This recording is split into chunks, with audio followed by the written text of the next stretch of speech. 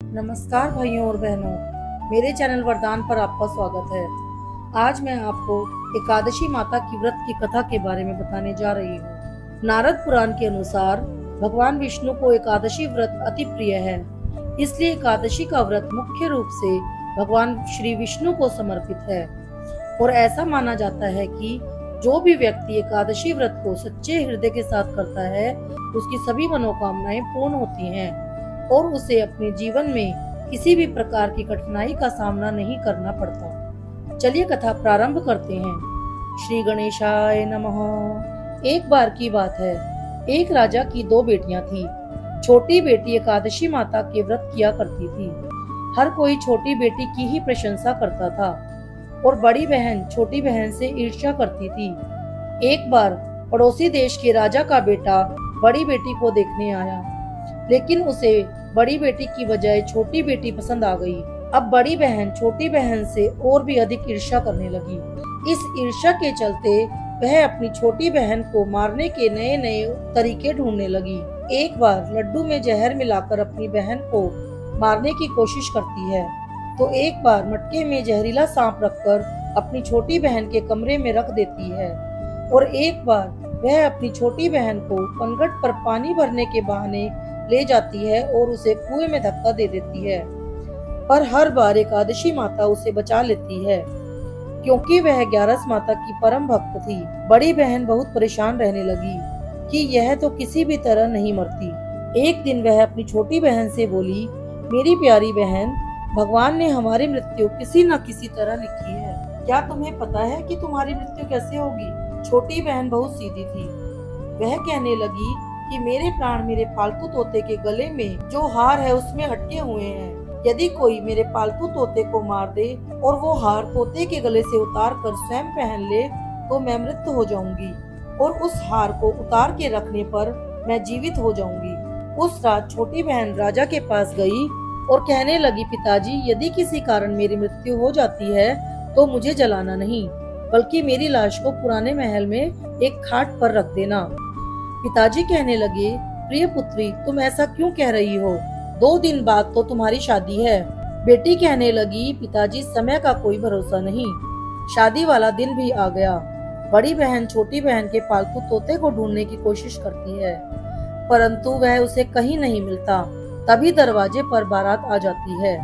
वरमाला का कार्य संपन्न हो जाता है, फेरों की रस्म शुरू हो जाती है, तथा दूसरी तरफ बड़ी बहन छोटी बहन के पालतू तोते को ढूंढ लेती है और उसे मार देती है, और उस तोते के गले में जो हार था उसे वह स्वयं पहन लेती है। वहीं छोटी बहन के राजकुमार के साथ 3.5 फेरे पूरे हो जाते हैं। बड़ी बहन के हार पहनते ही छोटी बहन मूर्छित होकर गिर जाती है। सभी बारातियों में हलचल मच जाती है कि राजकुमारी को क्या हुआ। सभी डर जाते हैं। तब राजा वैद्य हकीमों को बुलाते हैं।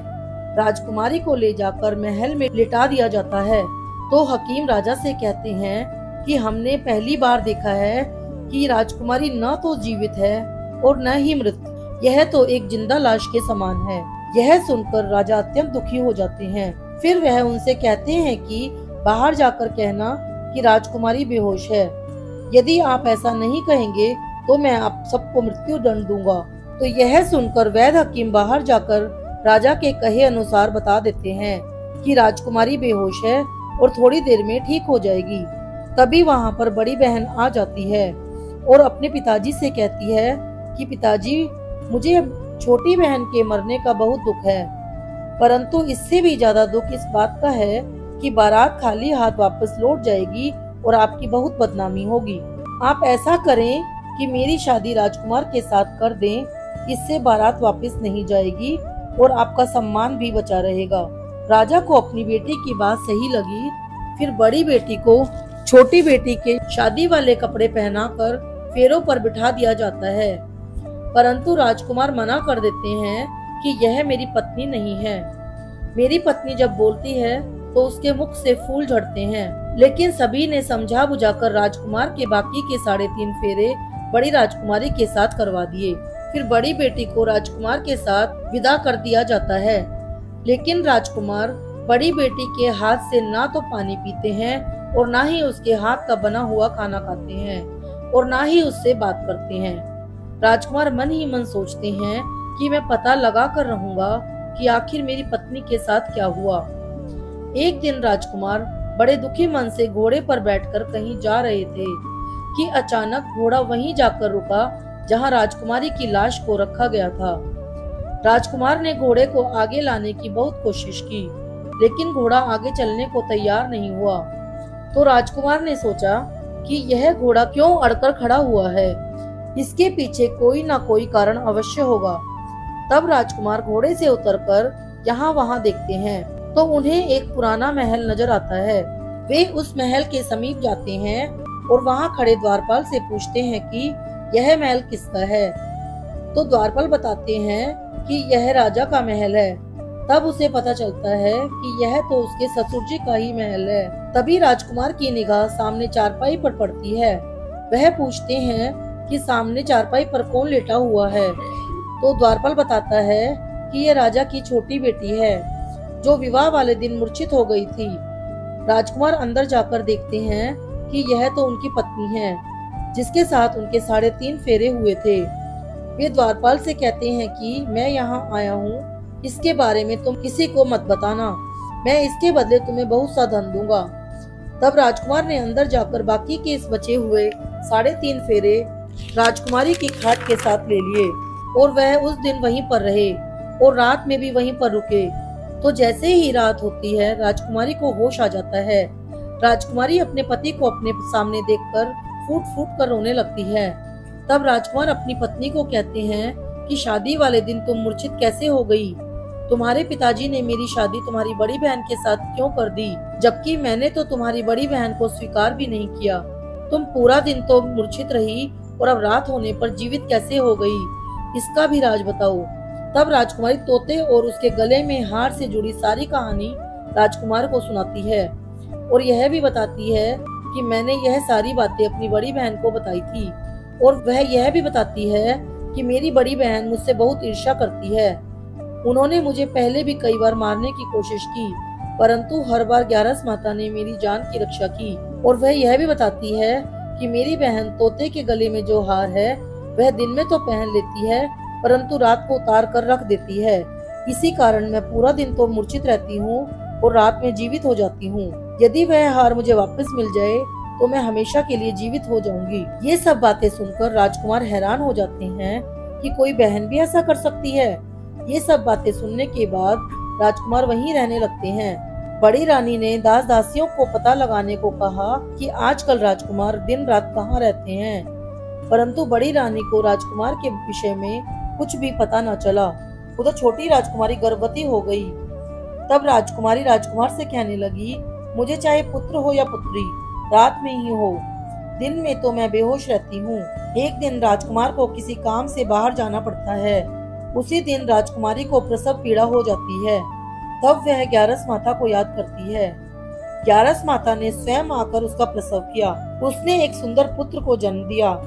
इतने में राजकुमार भी वहाँ आ जाते हैं। उसने भी ग्यारस माता के दर्शन किए। तब ग्यारस माता राजकुमार से कहती हैं, यह मेरी परम भक्त है, तुम सदैव इसका ध्यान रखना। जब राजकुमार 5 वर्ष का हो जाए तो राजकुमारी का हार वापस लाकर इसे पहना देना। ये कहकर ग्यारस माता अंतर्ध्यान हो जाती हैं। देखते ही देखते कुंवर 5 वर्ष के हो गए। एक दिन राजकुमार को अचानक किसी काम से बाहर जाना पड़ता है।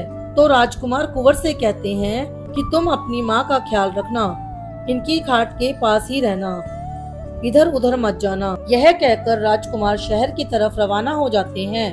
तब बड़ी राजकुमारी के दास दासियों ने राजकुमार को पुराने महल से निकलते हुए देख लिया और तुरंत ही अपनी बड़ी राजकुमारी को यह सूचना दी।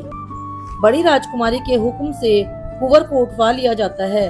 उसके 2 टुकड़े कर दिए जाते हैं। एक टुकड़ा चक्की के नीचे और दूसरा टुकड़ा पलंग के नीचे रख दिया जाता है। उधर रात्रि को जब छोटी राजकुमारी को होश आता है तो वह कुंवर को अपने पास न पाकर अत्यंत परेशान हो जाती है। वह कुंवर को यहाँ वहाँ देखती है पर उसे कुंवर कहीं दिखाई नहीं देता। वह अत्यंत दुखी हो जाती है। तब वह ग्यारस माता को याद करती है। ग्यारस माता एक भिखारिन का रूप बनाकर बड़ी राजकुमारी के महल भिक्षा लेने के लिए जाती है।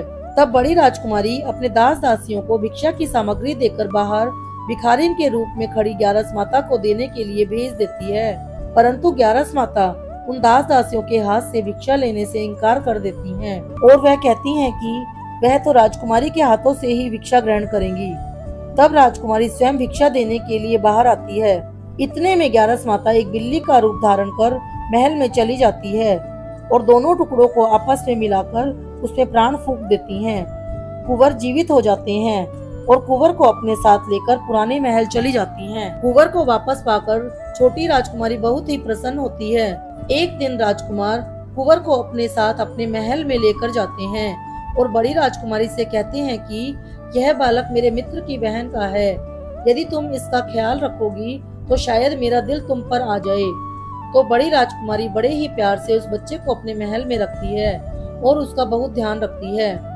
एक दिन राजकुमार कुंवर को अपने पास बुलाकर कहते हैं कि पुत्र, जो हार तुम्हारी मामी ने पहना हुआ है वह जाकर उनसे मांग लो।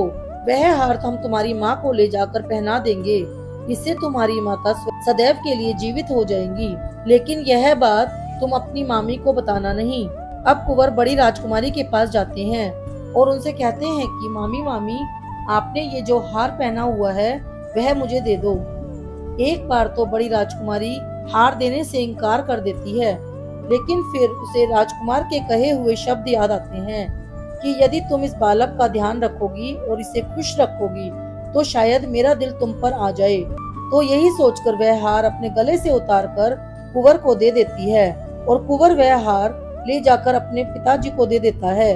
तभी राजकुमार बड़ी राजकुमारी को अपने पास बुलाकर कहते हैं कि आज हम तुम्हारे हाथ का बना हुआ भोजन खाएंगे, तुम भोजन तैयार करो, हम अभी बाहर से होकर आते हैं।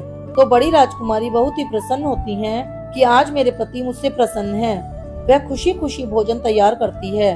उधर राजकुमार वह हार लेकर छोटी राजकुमारी के पास जाते हैं और उसे वह हार पहना देते हैं और छोटी राजकुमारी जीवित हो जाती है और बहुत प्रसन्न होती है। तब राजकुमार छोटी राजकुमारी को अपने महल लेकर आते हैं और बड़ी राजकुमारी को अपने ससुर के यहाँ छोड़ने जाते हैं और अपने ससुर को पूरी बात बताते हैं। पूरी बात जानकर उनके ससुर बहुत ही शर्मिंदगी महसूस करते हैं और राजकुमार से कहते हैं कि मेरी परवरिश में ही शायद कोई खोट रहा होगा, तथा राजकुमार से क्षमा याचना करते हैं। ग्यारस माता की कृपा से छोटी राजकुमारी के भाग्य जाग जाते हैं। बोलो ग्यारस माता की जय। राधे राधे।